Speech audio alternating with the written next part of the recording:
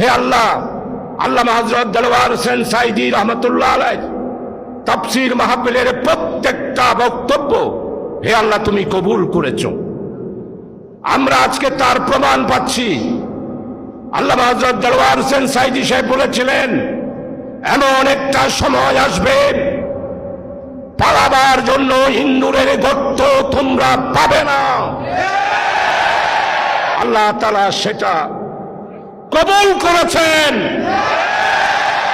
আর আওয়ামী লীগের একটি পার্লামেন্টে আপনি বলতেন, বাপের বেটি শেখ হাসিনার বেটি পালাই না।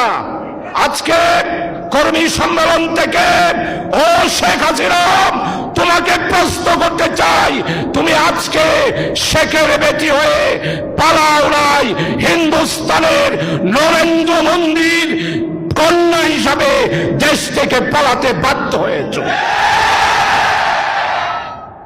প্রিয় কর্মী ভাইয়েরা, প্রিয় উপস্থিতি, আমার বাংলা অত্যন্ত সুন্দর একটি বাংলাদেশ। এই বৃহত্তর বাংলা সুজলা সুফলা শস্য শ্যামলা ধনে ধান্যে পুষ্পে ভরা ছিল। এই বাংলাকে বারবার বিদেশি ফিরিঙ্গিরা, মারাঠারা, পর্তুগিজেরা, ব্রিটিশেরা আমার বাংলাকে বারবার তারা শোষণ করে আমাদেরকে নিঃস্ব করেছে। 200 বছর ব্রিটিশ বানিয়ারা বাংলাকে শোষণ করে ইউরোপের সভ্যতা গঠন করেছে। আমার বাংলাকে বারবার মানুষদেরকে নিঃস্ব করে আমাদেরকে অশিক্ষিত করে তুলেছে বিদেশি বেনিয়ারা, বিদেশি শাসক গোষ্ঠীরা। 200 বছর ব্রিটিশের বিরুদ্ধে আন্দোলন করে আমাদের বাংলার মানুষেরা 1947 সালে একবার স্বাধীনতা অর্জন করেছিল।